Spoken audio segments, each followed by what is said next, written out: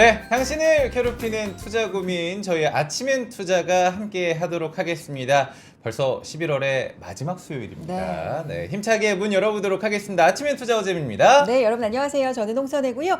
자, 오늘 시장 일단 반등다운 반등을 점점 좀 보여주는 것 같습니다. 아유, 좋아요. 네, 상승폭 좀 올라가면서 상승폭을 키우면서 코스피가 1.2%대, 코스닥이 1.6%대 상승 이어가고 있고요. 네. 환율이 오늘은 다소 좀 안정이 됐죠? 안정되는데 네. 1,450원대 기록을 하면서 뭐 이런 부분도 좀 영향이 있을까 한번 지켜보도록 하겠습니다. 사실 이번 네. 주 우리가 계속 구글 칭찬을 하고 있는데 맞아요. 칭찬을 하니까 더 잘하는 느낌이기도 하고요. 잘한다, 예, 잘한다. 제미나이도 좋고 네. 자체 칩을 또 다른 빅테크들도 메타도. 좀 같이 좀 쓰자 네. 뭐 이런 얘기를 하고 있어서 12월 금리 인하 기대감도 계속해서 높아지고 있어서 오늘 시장 흐름도 여러분과 함께 체크하면서 방송 들어가 보도록 하겠습니다. 네. 자, 저희가 일단은 오프라인에서 여러분과 늘 만남을 준비하고 있습니다. 이번 주 여의도 잠깐 홍보를 드리고 오늘 또 특집으로 귀중한 두 분 모시고 있거든요. 잠깐만 좀 기다려 주시고요. 네. 지금부터 바이 아메리카 여의도 NH 금융타워 오프라인 세미나 이번 주 토요일에 만나는 세미나 안내 좀 드려보도록 하겠습니다. 네, 지금부터 바이 아메리카 미국 시장이 3거래일 연속해서 좀 반등을 해줬고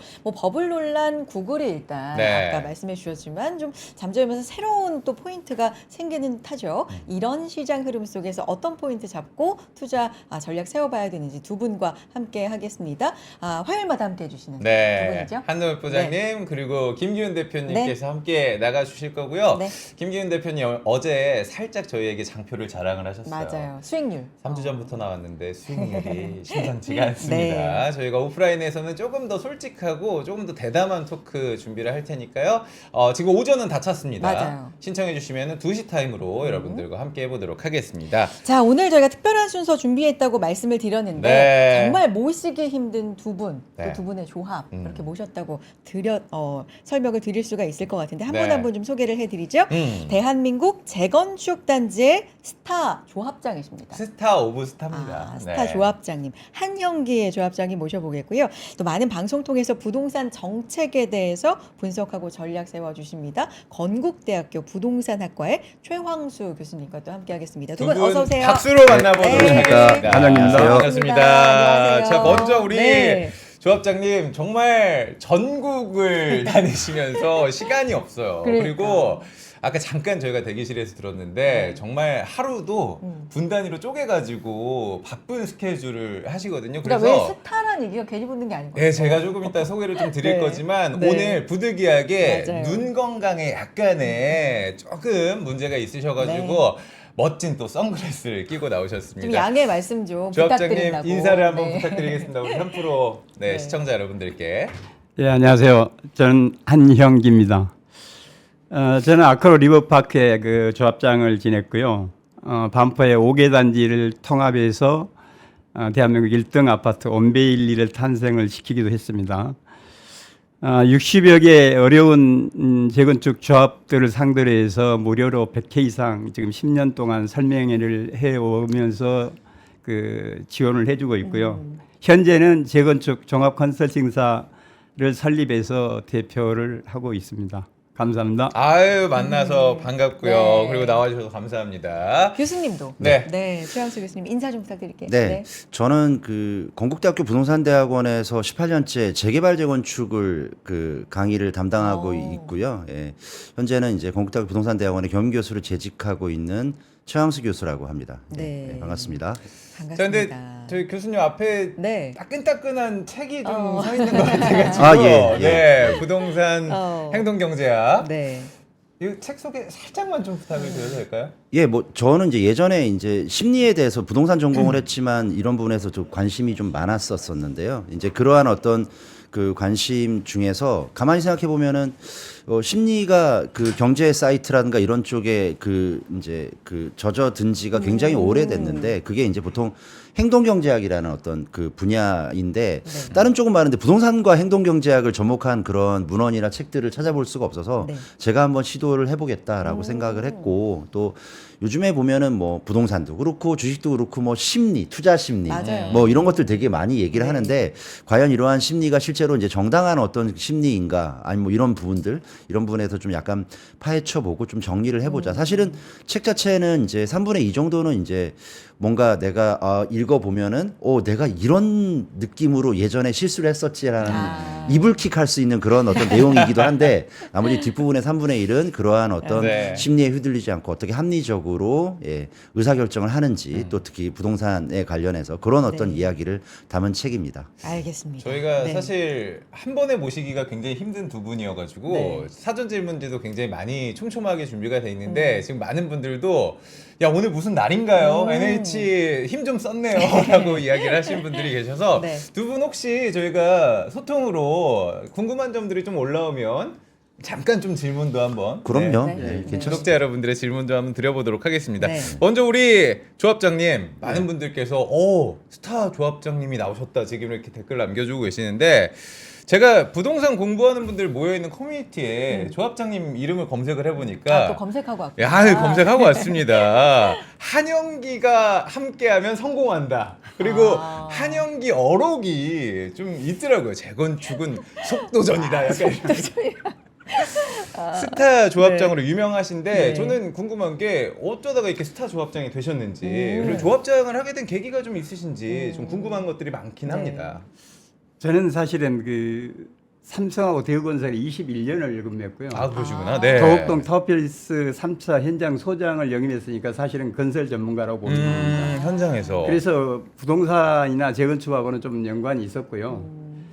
제가 1994년에 지역주택조합, 그 문제의 지역주택조합에 잘못 가입했다가 된통 혼나고 마지막에는 제가 직접 나서서 조합장을 해서 IMF 전에 그 직전에 완성을 하고 마무리하는 그런 과정을 겪었고요. 네. 그때부터 지금까지 조합장으로서는 한 3번의 조합장 경력이 있고 네. 그리고 재건축 관련 하여튼 업무를 30여 년 동안 지금 해오고 있고요. 거기에 그 재건축 종합 컨설팅사의 부사장으로 또 컨설팅을 했었고 네. 그래서 아마 재건축에 관해서는 재건축에 필요한 분야의 모든 경력을 가지고 있는 사람은 아마 대한민국에 저밖에는 없지 않을까. 그래서 뭐 최소한 그 재건축에 관한 하는 뭐 전문가라고 저는 자부하고요. 아까 이게 아코레의 성공이나 뭐 원벨리의 성공은 네. 정말 뭐 1박 2일 이상 그 얘기해야 될 정도로 정말로 그건 길죠. 뭐 이야기가. 길고요. 네.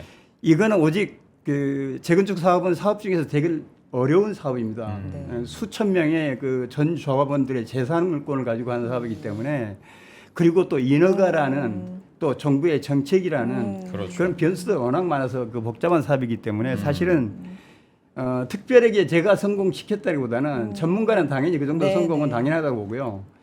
그러니까 일반인 조합장인 대부분의 99% 조합이 사실은 정상 궤도를 벗어나서 뭐 10몇 년 동안 헤매고 있다든지 그런 그러니까 일반인 조합장들이 사실은 성공이 아니고 실패했다.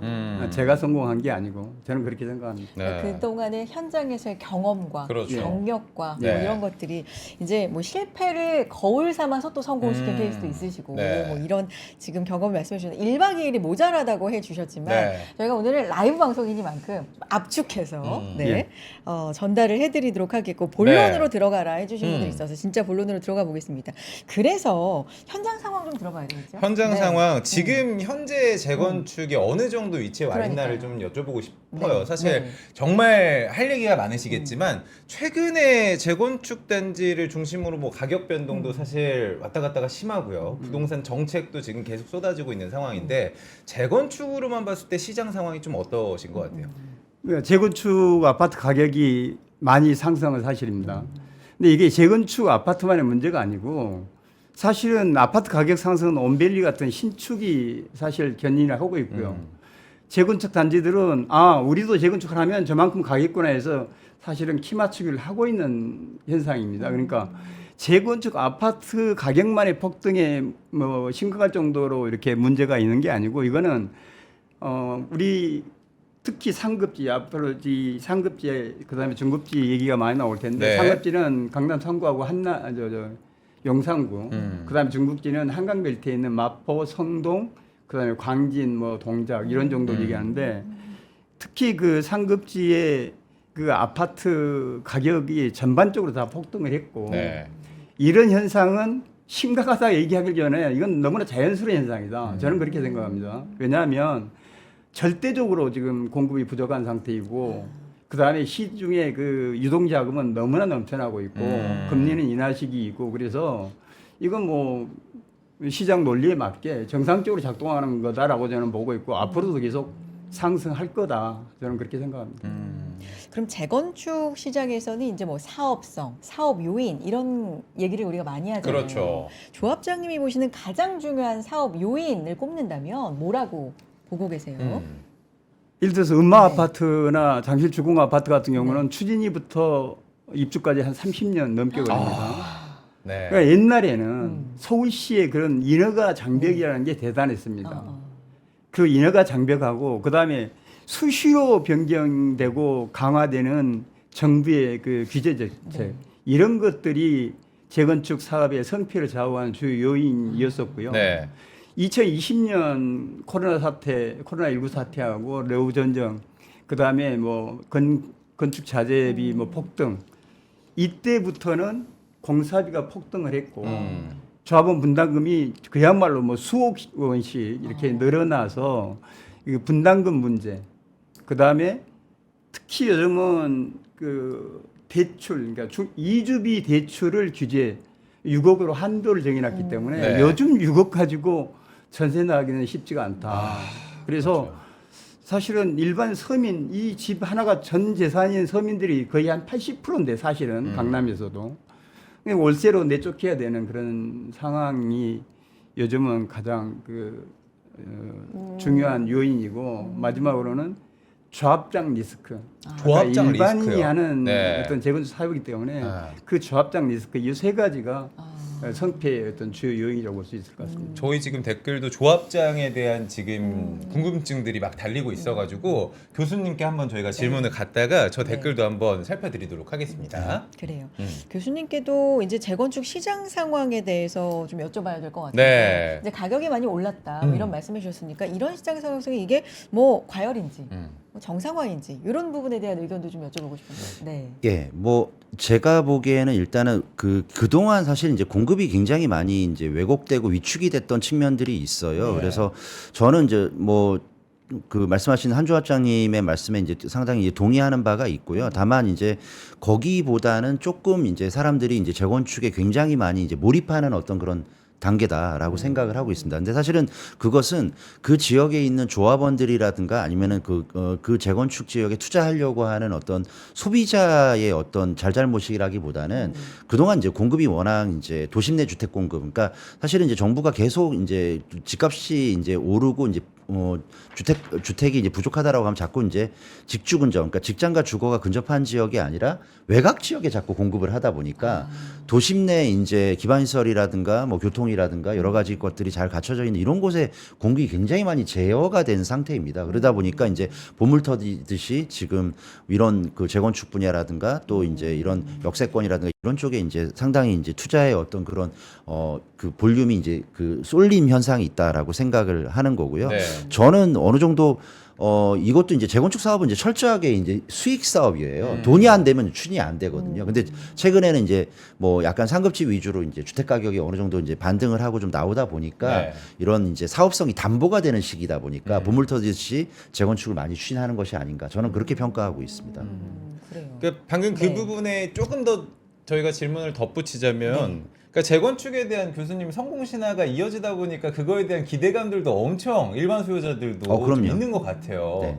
그 풍선 효과가 어느 정도까지 지금 파급이 될 거라고 생각을 하세요? 보통 이제 풍선 효과는 이제 재건축을 내가 선택하고 싶은데 선택이 좀 어려우신 분들도 있고 자금적인 여력이 네. 좀 힘드신 분들도 있고 하니까 거기에 이제 그러니까 차선책을 선택하려고 하는 분들이 분명히 있을 거예요. 그러면 이제 재건축보다는 이제 그 기반 시설이 좀 열악한 지역에서 새 아파트를 짓는 방식인 재개발 쪽으로 쏠림 현상들도 이제 옆으로 전이가 된다든가 네. 또 이제 지역적인 풍선 효과도 분명히 있습니다. 당연히 이제 우리 한조합장님이 예전에 이제 하셨던 뭐 강남이나 서초 이런 쪽 말고 인근의 뭐 송파라든가 네. 또 그다음에 강 건너에 있는 성수라든가 마포 이런 쪽으로도 이제 쏠리고 그다음에 이제 오래된 어떤 이제 예전에 그 이제 90년대 이전에 지었던 아파트들이 많이 있는 목동 지구라든가 노원 지구라든가 이런 지역들까지 사람들이 굉장히 많이 이제 달려가는 그런 느낌들이 현재 계속 진행되고 있는 상황이다라고 네. 보시면 되실 것 같습니다.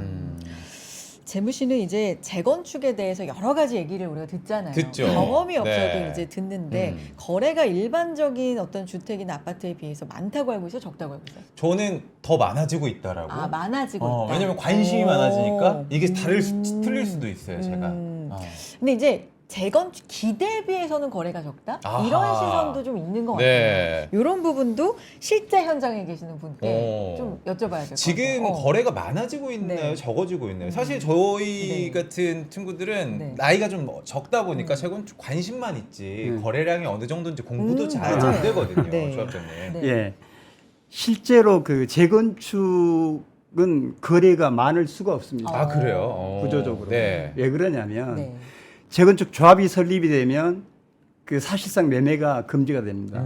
그러니까 법으로 조합원 지 양도를 금지시켜놨어요. 그러니까 네. 매수자한테 분양권을 주지 않고 현금 청산을 시켜버리기 때문에 매수자는 살 이유가 없잖아요. 그래서 매수가 이제 줄어들기도 하지만 결정적으로 그러니까 매도 물량이 없는 거죠. 대신 10년 이상을 보유하고 5년 이상을 거주한 조합원에 한해서는 그 한 해 1회에 걸쳐서 예, 합법적으로 그 매도가 가능하도록 돼 있어요. 아 그래요? 그러니까 딱 한 번? 딱 한 번. 네. 그러니까 10년 이상 보유하고 5년 이상 거주한 조합원만 매물이 나오기 때문에 극히 매물이 귀합니다. 네. 그래서 일단은 일반 신축이나 어떤 준신축 아파트에 비해서 거래량은 당연히 줄어들 수밖에 없고요. 네. 대신 매물이 워낙 귀하다 보니까 사실은 매수 세력도 많이 아까 그 매수를 할 네네. 여력이 안 되는 네. 매수 세력도 약하긴 하지만 절대적으로 매수를 원하는 실수요자는 또 있거든요. 네. 그래서 거래는 적지만 가격은 절대로 떨어지지 않고 계속 상승 중에 있다 이렇게 보시면 됩니다. 조합장님 아까 조합장님에게 굉장히 많은 질문들이 지금 올라와서 하나만 좀 살펴드리면 네. 현장에서 한 조합장님 정말 뭐 전국적으로 스타 조합장이지만 나름 좀 고충이 있으실 것 같아요. 지금 댓글이 어떤 댓글이 달렸냐면 지금 저희 단지도 재건축 추진 중에 있는데 조합장과 일반 조합원들 사이에 이 반목과 어떤 의심들 이거 풀어내기가 너무 힘들어요, 조합장님. 어떤 그런 뭐 방법이 좀 있을까요? 좋은 방법이 있을까요? 이런 고민들을 또 보내주시거든요. 진짜 현실적인 현장에 제가 사실은 조합장이지만 정말 안타까운 그 조합원들의 사정을 들어서 네. 실제 조합장이나 추진위원장을 남의 조합의 추진위원장을 설명회 한두 번으로 해임을 시켜준 게 8명입니다. 아 그래요? 예. 네. 그 정도로 사실은 조합장 아까 리스크했지만 정말 심각합니다. 아까도 조합장 리스크 말씀하셨죠. 예, 예. 심각하고 그다음에 시공사도 제가 남의 뭐 시공사를 2개의 회사를 계약 해지시키고 네. 바꿔주는 그런 역할도 했었는데 진짜 그 재건축 사업 아까 정말 어려운 사업 중에 하나라고 얘기했는데 재건축 조합장에 대한 아주 그 잘못된 환상들이 있어서 네. 서로 하려고 난리도 아닙니다 사실은. 그런데 그렇게 그 어떤 개인적인 개인 사업하듯이 이렇게 그런 마인드로 사업을 이끌고 가려니까 네. 조합원들하고 어떤 다툼이 심하고 아하. 진도는 전혀 안 나가고 네. 그래서 뭐 둔촌 죽음과 같은 그런 어떤 사태가 생기고 뭐 그런 불상사들이 지금 많이 일어나고 있는 추세예요. 이거는 뭔가 이 재건축 조합장에 대한 어떤 그 교육이나 어떤 자격 요건은 좀 정부가 뭔가 제도 개선을 해야 될 필요가 있는 거예요. 지금 엄격히 따지면 도정법에는 소위 식유 조합장 제도라는 게 있긴 있습니다. 네. 그러니까 조합 전문 관리인 제도라는 건데요. 거기에 일단 5년 이상 조합장을 역임한 사람, 뭐 서울시나 뭐 이 국토부의 관련 업무를 뭐 몇 년 이상 근무한 또 변호사, 뭐 감정교사 이런 있는데 본인들이 하고 싶어서 단 한 명도 CEO 조합장을 세운 사례는 제가 알기로는 없고요. 없고요. 저는 한 진짜 제 자랑 같지만 연봉 한 20억의 제의를 받은 적은 있습니다. 제의를. 네. 대단한 단지인데, 네, 저는 연봉 20억을 주고도 두 번 다시 재건축 조합장은 안 하겠다. 그런 그렇게 또. 어려운 제가 전문가이지만 야. 정말 죽었다 살아나야 성공이 가능하다. 제가 아크로 갈 때 새벽 5시 반에 전문가이지만 새벽 5시 반에 출근해서 밤 11시에 퇴근하고 주말 거의 없다시피. 그때는 네. 저는 이제 기력이 아빠였기 때문에 음. 그게 가능했습니다. 근데 이제는 나이도 있고 그래서 지금은 조합장은 아마 20억, 30억 줘도 못하고. 야, 그 한마디에 많은 네. 정말 가장 스타 조합장님. 아유, 나는 못 해요. 네. 근데 많은 네. 분들이 또 동감을 해주시는 지금 조합장님의 의견 들어봤고요. 네. 계속해서 저희가 질문을 던져보도록 하겠습니다. 재건축 관련돼서는 이제 뭐 정책 때려야 뗄 수 없는 부동산이 그렇죠. 네. 이제 10월 15일 이후에 대책이 나온 이후에 한 달 이상이 지났고 뭐 재건축 활성화 카드 같은 후속 대책도 좀 있을까 뭐 이런 부분 포함해서 근데 최근 대책을 보면 국토부, 서울시 약간은 좀 대립을 하고 있는 것 같기도 하고요. 전반적인 상황을 교수님께 좀 여쭤볼게요. 어떻게 보고 계세요? 예, 일단은 네. 뭐 국토부가 됐든 서울시가 됐든 네. 이제 재건축을 이제 활성화하려고 한다라는 어떤 그런 명분 자체는 이제 동일하게 생각을 하고 있는 거는 틀림없는 것 같습니다. 다만 이제 이 재건축이라는 부분들이 주민들의 어떤 개인 사유 재산에 대해서 뭔가 진행을 해야 되는 것이기 때문에 정부가 예를 들어서 신도시를 건설하듯이 뭔가 계획을 딱딱 설정해가지고 단계별로 이렇게 스케줄을 갖다가 정해서 움직이기가 되게 어렵긴 해요. 그래서 이제 다만 이제 이런 부분들을 좀 약간 촉진하기 위해서 도심내 주택 공급을 위해서 약간 절차 간소화라든가 이런 것들을 아마 계속 이제 계획을 하고 있습니다. 근데 저는 개인적으로는 이제 절차 간소화는 정말 예전부터 말이 많이 나왔던 건데 이 절차 간소화보다는 약간의 이제 절차가 이제 빠르게 되려면요. 주민들은 그냥 빠르게 추진하세요. 이러이러한 인허가 조건을 만약에 줄여드리겠습니다 하더라도 네. 사실은 돈이 안 되면 빨리 안 합니다.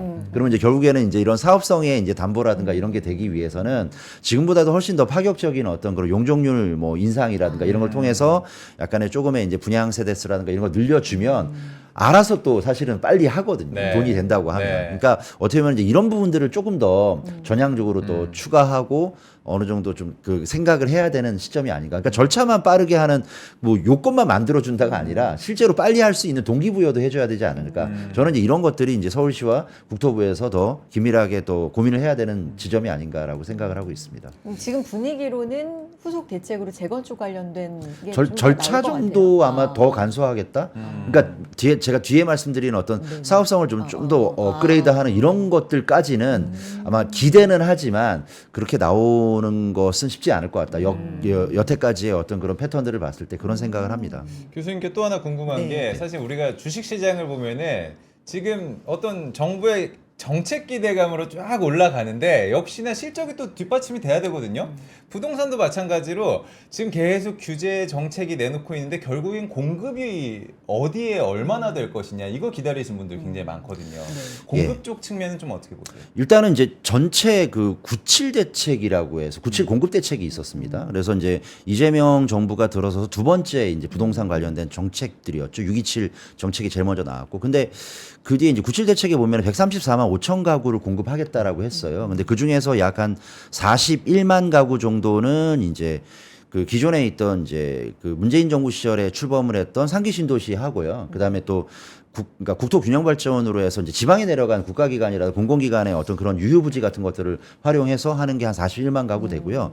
나머지 이제 90만 가구 정도는 사실 네. 이제 민간에 맡긴 셈인데 그 중에 이제 재건축 재개발 분야가 약 38만 가구 정도 됩니다. 그러니까 그것들이 어디 있나 봤더니 지금 그러니까 기존에 이제 추진하고 있는 재건축 재개발 단지들도 있고 거기에다가 작년 이제 그러니까 2024년 4월 27일 날 중요한 법이 하나 시행이 됐는데 네. 그게 노후 계획 도시 지원을 위한 특별법이라는 이제 법이 시행이 네. 됐어요. 근데 여기서 말하는 노후 계획 도시는 흔히들 이제 일기 신도시들인데 아, 그 예. 일기 신도시들이 이제 30년 재건축 연한이 다 돼가니까 거기에 대해서 이제 리뉴얼 해야 되는 이제 시기가 다가오니까 그것은 이제 법으로 뭔가 지원하고 촉진해주는 어떤 그런 법을 특별법을 이제 작년 4월부터 이제 만들어서 시행을 하고 있는데 거기에 따라서 예를 들어서 뭐 분당이랄지 네. 평촌 일산 그다음에 뭐 삼본 그다음에 뭐 부천의 중동이라든가 근데 사실은 이제 수도권에만 일기 신도시가 있는 게 아니라 비수도권 지역에도 일기 신도시가 꽤 있습니다. 아, 그래요? 그렇습니다. 네. 그러니까 우리가 이제 제가 이제 인터뷰를 많이 하는 기자들도 그런 것들을 오해하지 말라고 이제 제가 얘기를 많이 하는데 네. 뭐냐면은 이게 전체 당시 일기 신도시가 200만 가구를 건설했는데 수도권에 건설한 게 120만 가구고 나머지 80만. 80만 가구는 수도권이 아닌데 있는 거거든요. 아, 뭐 혹은 뭐 대구 주변도 있을 거고. 다 있습니다. 아, 광역시마다 그래요? 다 있는데 아. 예를 들어서 부산 같은 경우는 이제 해운대 이제 장산역이라고 2호선 끝역에 네. 가면 거기에 이제 좌동이라든가 이런 데가 있는데 거기가 다 일기 신도시예요. 아, 이거 처음 알았습니다. 네. 예. 그리고 인천도 있습니다. 인천은 송도 들어가는 입구에 있는 연수지구가 일기 신도시고요. 아, 그래요? 네. 그리고 이제 대구는 칠곡과 수성지구. 네. 그다음에 이제 대전은 둔산. 그다음에 광주는 이제 상무지구 같은 데가 다 상무지구. 일기 신도시고. 그러니까 어. 사실은 그 특별법은 서울이나 서울 이 외곽의 수도권만 적용되는 법이 아니라 전국에 적용되는 법이기 때문에 네. 아마 이런 지역들도 앞으로 그러니까 이런 어떤 이제 도심 내 공급 물량에서 빠지면 안 되는 물량으로 이제 생각이 되어서 계속 공급될 예정이다라고 생각하시면 될 것 같고 정부도 아마 이런 부분에 대해서는 네. 점차적으로 신경을 쓰는 어떤 그러한 정책을 피고 있는 걸로 알고 있습니다. 네. 알겠습니다. 오늘 현장의 목소리와 뭐 정책적인 측면 이렇게 조합으로 재밌다. 진짜 들으니까 네. 쏙쏙 귀에 들어오는데 조합장님께는 아무래도 현장 얘기 좀 여쭤봐야죠. 현장 얘기 네. 가봐야죠. 네. 사실 두 분이 보셨을 때 이제 현장에서 이 재건축을 바라봤을 때 발목을 잡는 어떤 규제라든지 이런 것들이 상당히 많이 있을 것 같아요. 뭐 정책적 규제도 있을 것이고 조합장님 보셨을 때는 건설 단가가 계속 높아지는 뭐 현실적인 요인들도 좀 있을 것 같은데 어떤 게 좀 가장 클까요, 조합장님? 제가 볼 때는 가장 큰 거는 일단 초과이익 환수제입니다. 사실은 지금까지 초과이익 환수제를 부가에서 납부한 애는 없다고 보면 됩니다. 소위 실제로 우리가 제초안이라고 지자체에서, 부르는. 예, 네. 지자체에서 부가 자체도 지금 못하고 있는데 이거는 내가 볼 때는 폐지해야 되고요. 그 다음에 더 재건축에 더 활성화시키고 사업성을 좀 개선시키려고 그런다면 지금 웬만한 뭐 그 요즘 중층 아파트들만 거의 남았기 때문에 용적률이 200%들이 넘습니다. 네. 그러면 공공기여하고 나면 그리고 임대주택을 줍고 나면 거의 1대1 재건축. 그러니까 내가 짓는 아파트는 내가 그 사업비를 전체 부담해야 되는. 뭐 34평을 가지고 이제 34평을 분양받으려면 한 8억 5천 9억을 내야 되는. 거기다가 금융비용이 한 2억. 거의 10억이 들어가야 돼요. 네. 근데 이거를 정말 개선해야 됩니다. 개선하려면 정말 공공기여, 기부채납이나 뭐 임대주택이나 이런 공공기여를 좀 줄여주고, 그 다음에 용적률, 저는 최소한 중상급제는 파격적으로 용적률을 높여야 된다. 그래야 가시적인 어떤 공급 효과가 있다. 어느 정도 수준이라고? 저는 뭐 보세요? 예를 들어서 준주거 지역에 네. 가까운 특히 역세권. 근데 이번에 서울시에서 오세훈 시장이 역세권 활성화 정책이 가지고 역세권 250m, 요즘은 350m 반경 안에 있는 것들은 특히 그 한 뭐 400 한 뭐 20% 준주거로 상향하면서 400 한 20%까지는 지금 높여주고는 네. 있습니다. 네. 근데 극히 제한적이에요 그런 것들이. 그거를 역세권 250, 350m가 아니고 더 넓힐 필요성이 있다. 네. 그렇게 용적률을 좀 더 높여줘야 되고, 그 다음에 그 이주비 대출 규제는 이건 정말 심각합니다. 아. 결국은 이주를 못하게 막으면 재건축하지 말라는 얘기죠. 그렇지, 이주를 해야 예. 공사가 시작이 근데 되니까요. 이걸 대출 일반 뭐 아파트 대출 규제하고 똑같은 형태로 같은 적용을 해버리면 이게 제일 그 애로사항이다. 그래서 이런 것들이 좀 개선이 돼야 된다고. 이 부분에 대한 현실적인 해법은 그렇다면 네. 지금 지적을 이게 해주셨는데, 자체적으로 해결할 수 있는 일이 아니잖아요.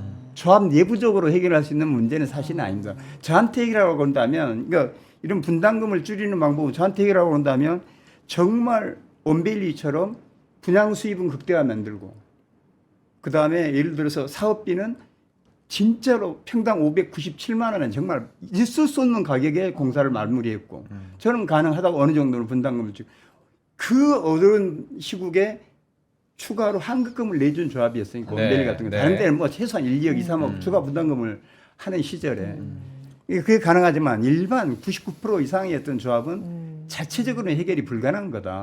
뭐 공공 기회를 줄여주는 거, 용적률을 높여주는 거, 그다음에 뭐 주택 대출 규제를 완화하는 거 이런 거는 정부나 서울시가 해야 되는. 정책적인 측면이 네. 좀 필요한 부분들이 있다. 저희가 일부 마무리를 네. 해야 되는데 네. 마지막으로 이 거의 비슷한 질문을 교수님께도 네. 한번 던져볼게요. 그러니까 서울시와 국토부도 토제 그 구역에 대해서도 사실 시선과 의견들이 조금 다르잖아요. 그렇습니다. 그럼 기다리고 있는 우리 이제 실수요자라든지 재건축을 또 기다리고 있는 조합원 입장이라든지 굉장히 좀 속이 탈 것 같은데 그런 규제를 어떤 시각으로 좀 바라보고 계세요? 일단은 정부에서도 고민은 하고 있는 것 같습니다. 지금 한 조합장님이 말씀하셨던 그러한 그 재건축 이제 소위 말한 재초안 이런 부분들도 작년 이제 3월 27일부로 한번 완화하는 개정을 하긴 했어요. 그러니까 그동안 이제 2006년에 만들어지고서 굉장히 좀 되게 그 오랫동안 이제 개정이 안 되고 뭐 이렇게 했었던 그런 측면들이 있었는데 좀 개정을 하긴 했으나 이것도 약간 미흡하다라고 보는 시각들이 상당히 많습니다. 네. 그래서 그 대통령실도 마찬가지고 정부 여당이나 또 야당에서도 이 재건축 재초안에 대해서 이걸 폐지를 해야 되느냐에 대한 고민들도 꽤 많아요. 근데 다만 이제 이게 굉장히 부딪히는 것들 중에 하나가 있는 규제를 이제 완화하거나 폐지를 하면 대번에 나오는 게 또 부자감세 얘기가 또 나오니까 네. 이거에 대한 어떤 부담감은 좀 있는 것 같다라는 저는 그런 생각으로 읽히고 있습니다. 알겠습니다. 여기까지 좀 들어보고 네. 광고 좀 보고 올까요? 아 네, 진짜 잠깐만. 시간이 없습니다. 네. 광고도 빨리 보고 네. 오도록 하겠습니다. 렛츠 광고 타임.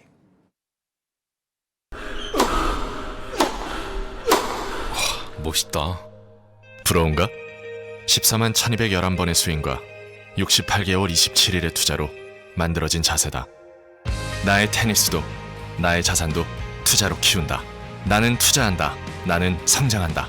NH투자증권. 와, 멋있다. 부러운가? 기본기 연습과 스트로크 훈련에 1532시간을 투자해 갖게 된 리듬이다. 나의 드럼도 나의 자산도 투자로 키운다. 나는 투자한다. 나는 성장한다. NH투자증권. 네, 아침엔 투자 함께하고 계시고요. 네. 오늘은 재건축에 대한 이야기 좀 나눠보고 있는 상황인데 네. 재건축의 목표, 뭐 더 좋은 이제 주거 환경, 음. 집, 더 좀 넓게 보면 도시, 네 이런 걸 만들기 위함도 있는데 네. 재건축으로 봤을 때 뭐 효과, 물론 이제 되기까지 여러 가지 상황들 우리가 지금까지 얘기를 나눠봤는데 교수님 이런 부분은 어떻게 봐야 될까요? 효과는 이제 네. 주거 환경이 개선되는 어떤 그런 부분들이 분명히 있는 거죠. 누구나 이제 가장 쾌적하고 좋은 환경에 살고 싶은 맞아요. 그런 인간의 네. 욕망은 똑같습니다. 그래서 이제 그럼에도 불구하고 이제 오래된 어떤 그러한 주거 시설에 내가 거주하는 것은 말 그대로 이제 요즘에 흔히들 얘기하는 이제 몸테크 한다라고 얘기를 할 수도 있지만 그것이 이제 가능한 것은 언젠가 내가 이제 꾹꾹 참으면서 이런 집에 살다가 약간의 이제 보유를 하면서 살다가 어느 정도의 약간의 일정 부분의 어떤 추가 분담금을 내면 좀 더 럭셔리하고 좀 편리한 어떤 그런 아파트. 단지에 갈 거라는 어떤 희망이 그것들을 견디게 하는 것이거든요. 네. 또 이제 정부 입장에서도 보면 이제 워낙 이제 주거 환경이 열악하면 그것도 이제 사회적인 어떤 문제가 생기니까 이런 부분들을 좀 촉진을 해서 뭔가 그 주민들이라든가 국민들이 이제 좋은 환경에 살 수 있는 어떤 그런 것들을 할 수 있도록 이제 뭐 제도 개선이라든가 또 그런 절차 같은 것들을 만들어서 이런 식의 방식들을 이제 끌어온 셈이거든요. 그런 면에서 본다면은 재건축 자체의 효과는 분명히 있는 뭐 나름대로 의미가 있는 그러한 재건축 사업이다라고 저는 뭐 평가하고 싶습니다. 네. 조합장님 참 여러 경험 있으시잖아요. 조합장으로서도 그렇고 일반 또 조합원으로서도 기억이 아까 있다고 네. 얘기를 하셨었는데 전반적인 그림을 쭉 그리는데 요즘에 조합원들이 참 이것도 넣어주세요. 저것도 넣어주세요. 우리 단지, 아파트 더 나은 주거 환경을 위해서 좀 성공 사례라든지 이런 것들이 있으면 어떤 경험들을 좀 이야기해 볼 수가 있을까요? 지금 아파트 가격이 이렇게 폭등하고 특히 재건축 단지가 이렇게 재건축 아파트 자체도 이렇게 가격이 오르는 거는 예를 들어서 온벨리 하나를 놓고 보면 네. 정말 입지 좋죠. 입지가 한강 좋죠. 네. 뭐 조망되죠. 그다음에 그 안에 가보면 커뮤니티 시설은 정말 다양합니다. 그리고 아주 고급지고요. 조경을 보면 네. 진짜 공원보다 훨씬 나은. 어. 그다음에 요즘 아파트들은 IT, AI에 맞게 최첨단 어떤 그 주택 시스템을 구축을 하고 있습니다. 네. 그래서 그 정말 누구나 살고 싶어하는 그런 수요는 있을 수밖에 없다. 그래서 어떤 가격이 높아지는 상황이고요. 조합원들은 지금 압구정 같은 경우는 뭐 심하게는 주차 대수를 뭐 3배로 하겠다. 3배예요. 그다음에 주차 폭이 2.6m 충분히 널널한데 네. 아예 3m로 하겠다. 너무 좀 제가 볼 때는 필요 없이 과하다. 그러니까 네. 지하를 4층, 5층을 파야 되는. 아이고, 네. 이거는 사실 재건축은 정말로 그 투자하는 집중과 좀 뭐 선택적인 어떤 집중이 필요하거든요. 네. 그러니까 투자할 때는 집중 투자하고 그 다음에 그 줄여야 될 건 줄여야 되는데, 그러니까 뭐 그 조합원들의 어떤 욕망은 뭐 끝이 없는. 그러니까요. 예. 그러니까 정말 다양한 의견들 나올 거예요. 그러니까요. 거기서 취사 선택을 하셔야 되고 또 집중과 선택을 하셔야 되는 그거를 잘 게 해야 되는 게 조합장애입니다. 아, 엄청난 무게감이 또 그렇습니다. 있으시지 않을까라는 생각이 좀 들고요. 다음 질문 한번 넘어가 보도록 하겠습니다. 이게 재건축하면은 아까도 많은 분들께서 남겨주신 키워드예요. 분담금. 분담금, 그죠? 그러니까 왜냐하면 처음에 한 뭐 예를 들어 1, 2억을 예상했는데 뭐 3, 4배가 책정이 될 경우에는 그때부터 이제 난감해지는 거예요. 이걸 내가 들고 있을 수도 없고 이게 맞나, 실제로 뭐. 내가 대출을 여력이 되나도 네. 싶을 수도 네, 있는데 혹시 수요자 입장에서 이걸 예상하고 확인할 수 있는 뭐 어떤 지표 같은 것들이 좀 있을까요? 그건 불가능합니다. 아. 불가해요? 재건축 조합은 조합이 설립할 때 동의를 받을 때 사전에 그 추정 분담금을 구청으로부터 심의를 받도록 되어 있습니다. 네. 그래서 그걸 고지하면 조합원들이 볼 때는 대부분 조합장들이 동의서를 쉽게 걷기 위해서 심하게는 몇 억씩 낮춥니다. 아, 내려서 받아요? 당연하죠. 왜냐하면 그다음 동의를 해야 되니까. 동의 받아야 되니까. 네. 그러니까 이건 애당게 조합의 자료는 전혀 뭐 특히 조합 설립 때 자료는 믿을 게 못 되죠. 이거 진짜 솔직한 말씀이시죠? 정말 믿을 게 예. 못 되고요. 그나마 한 4년, 5년 지나서 관리처분 인가 때는 잠정적으로 확정이 됩니다. 잠정적으로. 그건 이제 뭐 공사비도 계약이 돼 있고 각종 영유비도 계약이 돼 있기 때문에 어떤 잠정적으로 확정이 되는데 그것마저도 입주할 때 되면 추가 부담금이 1억에서 심하게는 3억, 4억 이렇게 나오는 게 그렇군요. 예. 현실이기 때문에 만약에 내가 어떤 그 뭐 아크로 조합할 때는 절대로 추가 부담금 없다. 네. 내 목표는 예를 들어서 1억 5천 이상을 다시 더 늘려주는 거다. 라는 목표를 정해놓고 조합원들을 공피하고 시작을 하는데요. 그러니까 현장 여건에 따라서 둔촌 중간 사태가 생기면 방법 없이 매덕이 추가될 수밖에 없고요. 네. 예를 들어 반포 주공 1, 4주구 같은 경우도 뭐 착공하기 전에 이미 계약 공사비 단가가 543만 원에서 뭐 829만 아, 그래요? 원으로 뛰어버리는. 네. 예를 들어 대표적으로 10만포 21차는 그 P건설에서인데 560만 원대 계약했다가 네. 불과 몇 년 만에 1,260만 원으로 뜁니다. 2배? 2.5배 가까이 간 것 같아요. 실제로 그 아파트의 조합장은 사실은 어느 날 갑자기 급사했어요. 아이고. 예, 그 정도로 네. 스트레스를 네.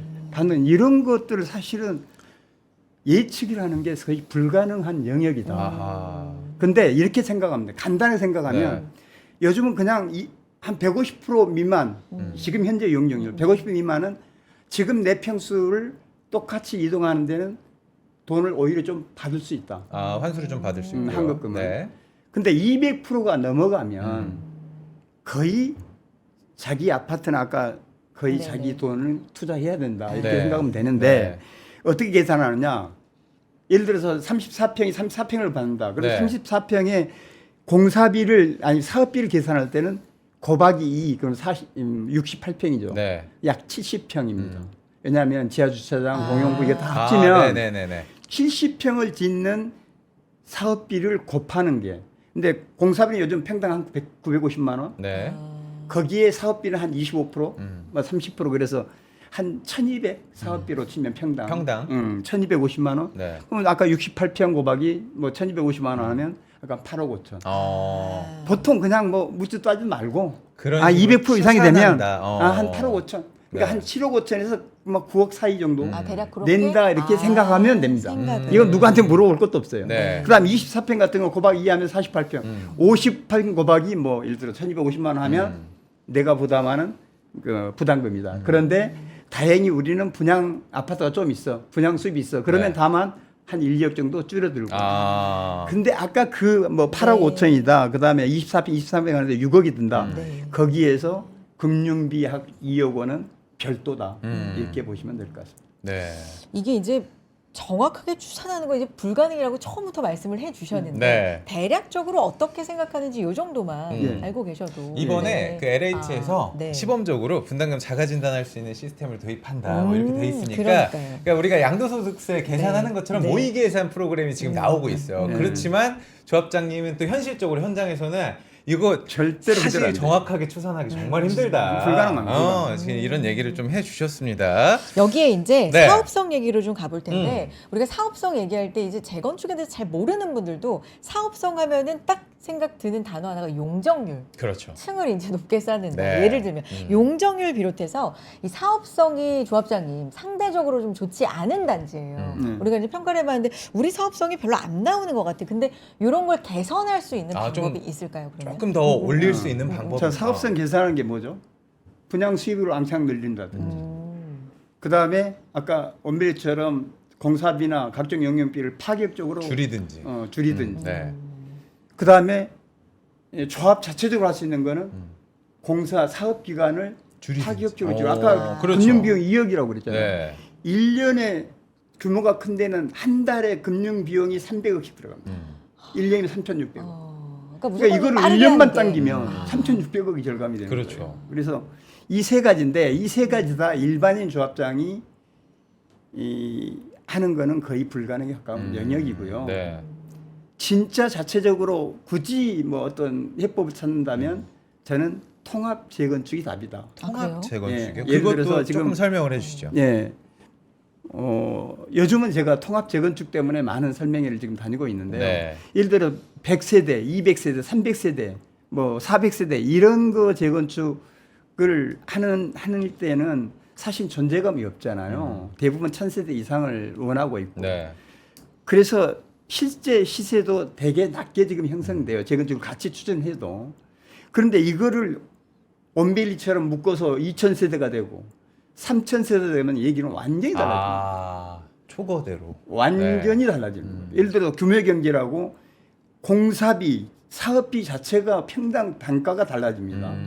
200세대 짓는 아파트 평당 가하고 공사비가 2000세대 짓는 단가는 분명히 달라지고 또 브랜드가 달라집니다. 네. 200세대 짓는 삼성이나 메이저 건설사 잘 안 들어오죠.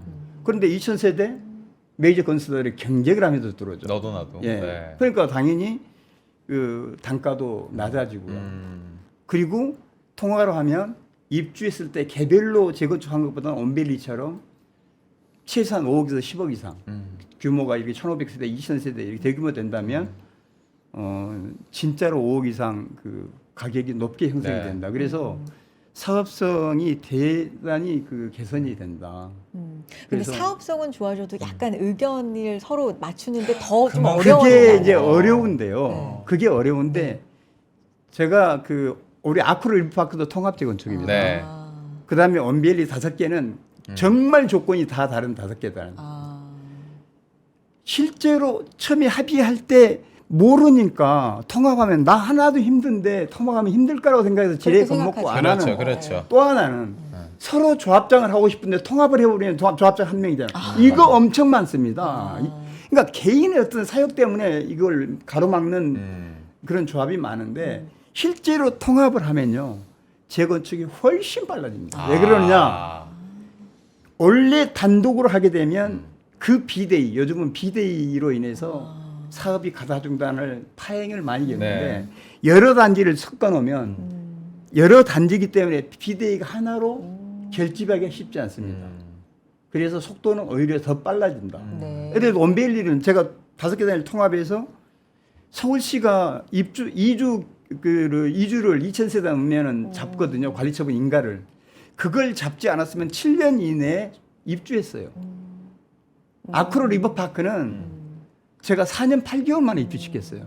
인허가하고 공사, 뭐 철거 이런 것들을 병행해가지고.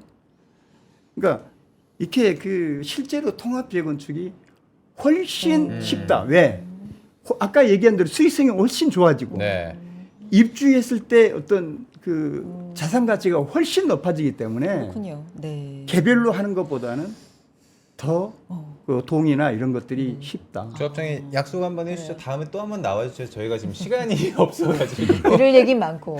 네. 자, 그러면은 여러분들이 또 너무나도 관심 갖고 계실 그래서 유망한 지역? 지역이 어. 어딥니까? 네. 우리 교수님께도 한번 여쭤보도록 하겠습니다. 지금 재건축 단지 중에서 뭐 서울로 특정할 수도 있고 다른 것도 좋습니다. 가장 좀 유명하다고 보는 데이터로 보는. 데이터로 네, 네, 봤을 네. 때요. 교수님이시니까 네. 또. 예, 뭐 이제 제가 좀 약간 그 좀 이게 어느 정도 이제 설득력이 있어야 될지 모르겠는데 네. 유망한 지역이라고 얘기하면 살 수가 있어야 되는데 사실은 좀 못 현실적으로 너무 이미 너무 비싸서 네. 아. 그럼 뭐 예를 들어서 뭐 만약에 그 자금의 어떤 그런 그 투자에 리밋이 없다라고 한다면 압구정 현대 사는 게 맞지 않겠나? 압구정 현대. 예, 뭐 네. 대한민국의 말씀이시죠. 최고가 아파트는 거기서 나올 거니까요. 뭐라고 하더라도. 네. 그 다음에 또 뭐 예를 들어서 뭐 또 해자되는 것들이 위치가 또 워낙 또 좋은 이제 잠실공 5단지라든가 이런 데들도 물론 이제 지금은 이제 거래 자체가 어렵긴 하거든요. 예외적인 어떤 10가지의 예외를 빼고는 실제로 이제 투기가을지구내 조합설립인가 이상이 되면은 그 다음부터는 살 수가 없습니다. 네. 그게 이제 현금 청산되는 아까 한 조합장님도 그 아마 언급을 해주셨지만 그런 부분들이 있고요. 그 다음이 이제 뭐 얘기한다면.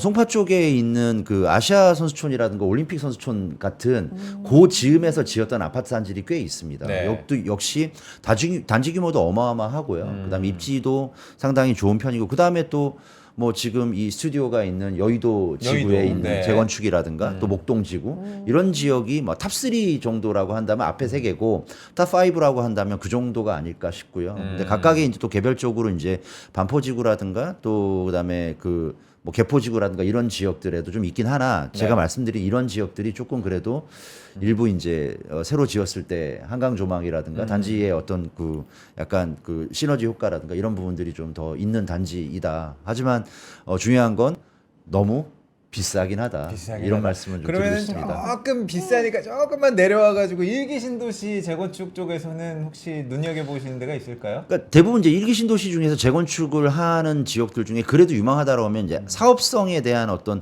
측면들도 있지만 빨리 네. 하는 게 되게 빨리 하는 중요하거든요. 거. 그러면은 당연히 이제 일기 신도시에는 이제 시범 단지들이 있어요. 시범 단지. 그러니까 네. 만약에 분당 같은 경우에는 이제 먼저 92년 가을쯤에 입주를 했던 단지들이 이제 시범 단지라고 해서 네. 이제 주로 이제 서현동이라든가 서현. 이런 일대에 있고 그다음에 그 일산 같은 경우에는 이제 백석동이 아마 그 일산 중에서는 가장 먼저 입주를 한 단지예요. 네. 그래서 뭐 그런 지역들이라든가 이런 데가 좀 빠르고 그다음에 뭐 평촌 같은 데도 먼저 이제 가장 먼저 입주를 했던 단지가 뭐 목련 뭐 단지라든가 네. 이런 데가 있거든요. 그런 데가 아무래도 빠른 게 사업성을 좀 담보해주고 또 투자 가치로만 본다면 또 좋으니까 그런 쪽을 또 약간 뭐 고민해 보시는 것도 나쁘지 않을 것 같습니다. 좋습니다. 네. 우리 조합장님 또 이 데이터로만 보는 게 아니라 현장의 어떤 그 감을 느끼셨을 때 가능성이 높다. 재건축은 아. 또 속도전 아니겠습니까? 속도도 괜찮고 사업성도 괜찮을 것 같은 유망 어디를 좀 보고 계세요? 그건 아마 책 교수님이 대충 잘 말씀해 주셨는데요. 네. 저는 사실은 지금 당장 실수요자라면 내가 평소에 그 살고 싶은 지역에 자금 여력이 맞는 재건축 아파트라면 그냥 묻지 말고 지금 당장 매수해도 괜찮다. 아, 그러니까 내가 관심 있는 여력이 지역, 있고. 살고 싶은. 여력이 있는 범위 내에서 여력 내가 범위. 살고 싶어하는 실수요자라면 네. 네. 지금 당장 매수를 권하고 싶다. 자, 그런데 아까 말씀하신 대로 진짜 압구정 현대 아파트가 36평이 75억에 거래됐어요. 네. 75억에라도 돈 있는 실수요자라면 지금 사도 전혀 문제 없어요. 좋아요. 네. 거기는 평당 3억 이상 당연히 하는 거니까. 그다음에 뭐 없어. 성수 전략지구. 네. 성수 전략지구 같은 경우는 만세에 들어서면 반포를 관포가 비슷한데 능가할 수도 있다고 봅니다. 자, 그런 것들은 누구나 다 아는데 네, 돈이 네. 없으면 어떡해요. 굳이 딱 아까 탑 3를 네, 네. 얘기했는데 네.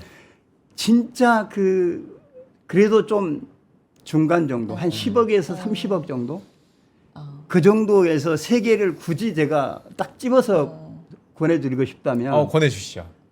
첫 번째는 광진구입니다. 광진구. 광진구에서도 네. 한강에 인접해 있는 아까 제가 얘기하는 아주 뭐 300세대, 200세대, 100세대 이런 소규모 그 재건축 한강변에. 네. 근데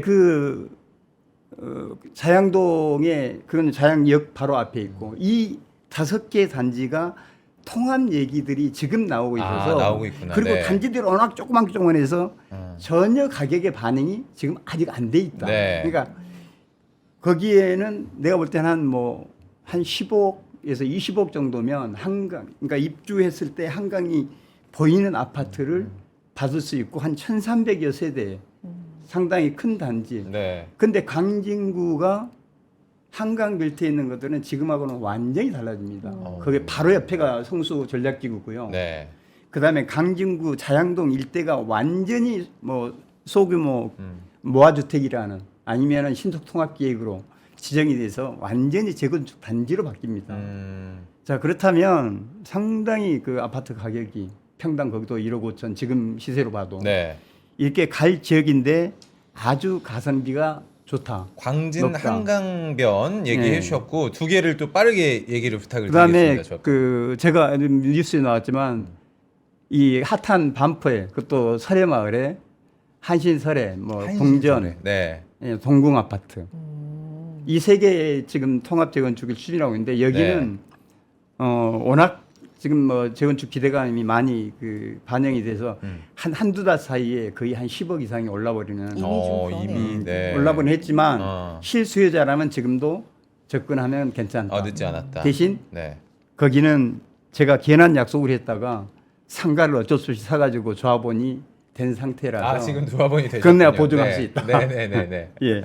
그다음에 마지막으로는 마지막으로 역시 통합 재건축인데 이 잠원동 반포 잠원지구에 킴스 클럽이라고 있습니다. 킴스 클럽. 누코아 백화점 네. 옆에 거기에 보면 거기도 진짜 뭐 100, 200, 300세대 이런 소규모 단지들이 6개 단지가 통합을 추진하고 있는데 여기는 아직 연한이 30년이 안 돼서 아주 뭐 아직 지금 본격적으로 진행되는 게 아니고 통합을 이제 할 예정으로 돼 네. 있는데 거기도 아파트 가격이 반영이 전혀 안 돼 있고 그 다음에 한 15평 미만의 그 아파트들이 꽤 많이 있어서 거래 가격이 지금도 10억, 뭐 11억 원의 소액을 투자해서 반포 이 잠원 지역에 입성할 수 있는 그런 어떤 다만 좀 메리트가 있다. 시기는 좀 길게 보고 들어가는 대신 한 느낌으로. 15년 정도 네. 이렇게 보고 장기 투자로 개념으로 이렇게 한세 개를 뽑아보고 네, 싶습니다. 현장에서 보시는 뭐 그런 상황들 네. 말씀해 주셨는데 사실 초반에는 진짜 좀 어려움도 많이 있었다고 또 말씀을 맞아요. 해주셔서 네. 지금 재건축에 좀 관심이 있다 하시는 분들한테 꼭 뭐 좋다라는 측면보다도 좀 꼭 조심해라 뭐 이런 부분만큼은 좀 확인하자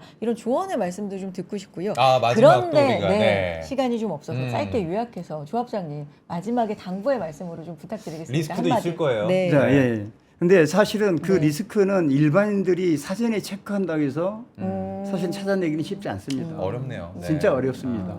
왜냐하면 가다가 어떤 사태가 생길지 조합장이 어떻게 되는지 변수도 뭐 있고. 구속되는 게 살도 네. 많고 그래서 그거 어려운데 그럼에도 불구하고 굳이 따진다면 첫째는 입지입니다. 입지. 입지. 그다음에 어떤 사업성으로 본다면 지금 현재 용적률 아까 뭐 155% 네, 네. 미만이냐 네, 네. 뭐 한 250%냐 요즘 300% 넘는 데가 많습니다. 그러니까 1990 한 뭐 년대 후반부터는 300 몇십 %짜리가 많습니다. 네. 대표적으로 뭐 이천동 같은 네, 네, 그런 네. 케이스. 네. 그다음에 재건축의 어떤 진행 단계. 아예 어느 정도 뭐 조합이 설립돼서 2주라든지 뭐 그다음에 입주가 어느 가시권에 들어와 있는 네. 거를 좀 높게 살 거냐 아니면 아까 제가 말씀드렸듯이 한 25년에서 30년 이상 돼야 이제 재건축이 시중이 되는데 아직 재건축 기대감이 전혀 반영 안 된 이런 것들 좀 장기적인 안목에서 투자할 거냐 그런 것도 어떤 체크 사항이고 단지 규모가 그래도 좀 한 1000세대 이상이 되는 거냐, 네. 아니면 소형 단지냐, 네. 뭐 이런 것들, 주변의 아파트 가격, 신축 아파트 가격이 어느 정도 형성이 되느냐, 이런 것들은 좀 체크할 필요성이 있다고. 좋습니다. 감사드리고 교수님도 마지막으로 짧게나마 한 말씀 부탁드려요. 예, 네. 뭐 저는 이제 조합장님이 말씀하신 어떤 그런 얘기하고 뭐 똑같은 얘기입니다. 네. 사실 뭐 재건축의 어떤 그런 주의사항은 스피드, 네. 얼마나 빠르게 진행되느냐, 그리고 또 거기에 따라서 기존의 이제 조합원 수 대비해서 신축 세대 수가 얼마 정도의 차이가 많이 벌어지느냐. 역시 이제 사업성과 관련되고 역시 이제 지역별 브랜드도 있는데 제가 마지막으로 말씀을 하나 찝어드리면 네. 30년이 됐다고 다 재건축할 수 있는 거 아니거든요. 네. 그러니까 요 부분은 조심하셔야 되는 게 이미 현재 그 토지에서 다 지을 만큼 지은 단지들은 네. 재건축 연한이 30년이 됐어도 재건축 안 됩니다. 어. 재건축은 철저하게 사업성이기 때문에 일반 분양이 전혀 없다. 네. 그러면은 뭐 아예 심지어는요. 새로 지으면 오히려 단지의 숫자가 줄어드는 경우도 있거든요. 그러니까 항상 낡았다라고 무조건 다 재건축하는 것은 아니다. 이런 것들은 한번 확인해 보셔라. 이런 말씀을 꼭 마지막으로 드리고 싶습니다. 알겠습니다. 좋습니다. 한영계 조합장님, 최양수 교수님 두 분과 함께 이야기 나눠봤습니다. 두 분 고맙습니다. 고맙습니다. 고맙습니다. 감사합니다. 다음에 또 한번 모셔야 될 것 네. 같아요. 시간이 이렇게 빨리 가버렸어요. 자, 네. 우리가 이렇게 이야기를 나누는 사이에 시장은 주식 시장은 계속해서 또 달려갑니다. 코스피 좋네요. 2% 넘는 상승세 지금 보여주고 네. 있습니다. 3,935선이고요. 코스닥도 1.9% 상승으로 상승폭 확대하고 있는 상황. 수요일 시장 계속 좀 잘 갔으면 좋겠고요. 오늘 주요 종목이 네. 다 빨간색이라 그러게요. 여러분들도 네. 좀 댓글창에서 웃음이 많아지신 것 같습니다. 내일 인사드리겠습니다. 여러분 고맙습니다. 고맙습니다.